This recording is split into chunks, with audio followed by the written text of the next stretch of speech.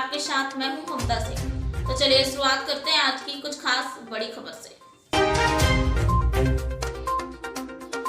मध्य प्रदेश की शिवराज सिंह चौहान की अटल बिजली योजना को लेकर एक बड़ा खुलासा रीवा जिले के त्योंथर विद्युत डिवीजन में हुआ है। प्रदेश में 24 घंटे अटल बिजली सप्लाई किए जाने वाली योजना हाल ही में ये पूरे 1.5 साल से बिजली डिवीजन के अंतर्गत आने वाले विद्युत वितरण केंद्र और उनके ग्रामों में कुल 655 ट्रांसफार्मर जले बताए गए, जबकि मात्र 563 ट्रांसफार्मर इस दौरान बदले गए हैं। इस प्रकार देखा जाए तो प्राप्त जानकारी के अनुसार 52 ग्रामों के लोगों को बिजली विभाग ने पूरे 1.5 साल अंधेरे में रखा। अब कल्पना करिए कि 92 ट्रांसफार्मर के उन ग्रामों में उपभोक्ताओं की क्या स्थिति हुई होगी जब उन्हें मौसम की मार के बीच 1.5 साल अंधेरे में समय गुजारना पड़ा होगा। ये कोई मनगढ़ंत जानकारी नहीं बल्कि सूचना के अधिकार कानून से कानून के माध्यम से हुआ बड़ा खुलासा है। सूचना के अधिकार कानून की ताकत का अंदाजा इसी बात से लगाया जा सकता है कि जिस कानून के बनने के बाद केंद्र और राज्य की सरकारें निरंतर इसे कमजोर करती रही, इसी कानून के कारण बड़ी बड़ी जानकारियां सामने आने के बाद शासन की योजनाओं की पोल खुल जाती है और बड़े बड़े भ्रष्टाचार उजागर हो जाते हैं। बता दें कि एक्टिविस्ट शिवानंद के द्वारा ITI से प्राप्त यह जानकारी त्योंथर में 1 जुलाई 2021 से 12 जनवरी 2023 के बीच पदस्थ रहे कार्यपालन अभियंता सुशील यादव के कार्यकाल के दौरान। बड़ा सवाल ये है कि औद्योगिक सप्लाई के नाम पर औद्योगिक केंद्र और राज्य सरकारों के द्वारा दी जाने वाली भारी भरकम सब्सिडी को यदि एक तरफ कर दिया जाए तो उसके मुकाबले ग्रामीण क्षेत्रों में ग्रामीण और किसानों को दी जाने वाली बिजली का औसत लगभग नगण्य के बराबर।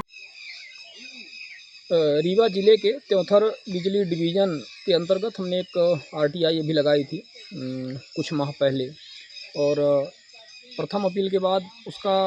कुछ जानकारी हमें प्राप्त हुई है, निराकरण हुआ है और कुछ सरप्राइजिंग फैक्ट सामने आए हैं।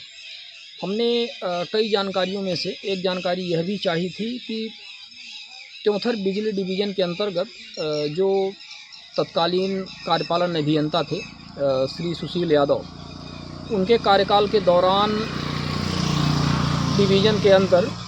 जो विद्युत वितरण केंद्र और ग्राम हैं, इनमें कितने ट्रांसफार्मर मतलब जले, फेल हुए और कितने बदले गए। तो 1 जुलाई 2021 से लेकर के 12 जनवरी 2023 के बीच में उनके कार्यकाल के दौरान की जो जानकारी प्राप्त हुई है, उसमें ये बताया गया है कि 655 ट्रांसफार्मर जले हैं, फेल हुए हैं और 563 उसके एवज में बदले गए हैं। मतलब दोनों में अंतर किया जाए तो स्पष्ट तौर पर ये बात समझ में आती है कि लगभग 92 ट्रांसफार्मर, लगभग नहीं एग्जैक्टली 92 ट्रांसफार्मर जो हैं वो नहीं बदले गए।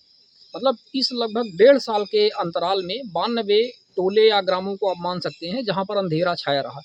तो इससे स्पष्ट होता है कि जो शासन की मंशा है, जो मध्य प्रदेश गवर्नमेंट की जो मंशा है, जो अटल बिजली की बात करते हैं और किसानों की बिजली सप्लाई की बात करते हैं, उसके मुकाबले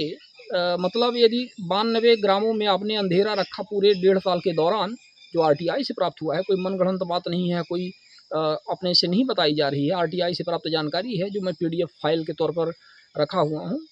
तो इससे स्पष्ट पता चलता है कि जो शासन की जो मंशा है, सरकारों की पार्टियों की जो मंशा है, किसानों को, ग्रामीणों को जिस प्रकार से एक तरह से लॉलीपॉप पकड़ाने की जो बात है और जो ग्राउंड रियलिटी है वो कुछ इस प्रकार के है। और फिर जब ट्रांसफार्मर जलते हैं तो विभिन्न माध्यमों से दबाव लगा करके ग्रामीणों और किसानों के ऊपर कि आपका बिजली बिल बकाया है, फलाना है, ट्रांसफार्मर नहीं बदला जाएगा, तो किस प्रकार से टॉर्चर किया जाता है वो एक अलग स्थिति है। जबकि ये भी सच्चाई है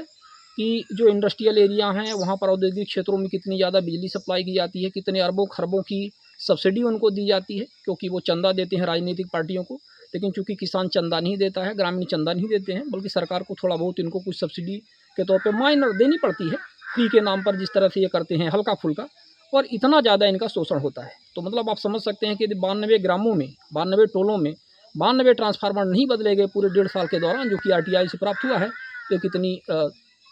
स्थिति खराब है। वक्त हो गया एक ब्रेक का। ब्रेक के बाद फिर से हाजिर होंगे ऐसी कुछ खास बड़ी खबरों के साथ। तब तक के लिए नमस्कार।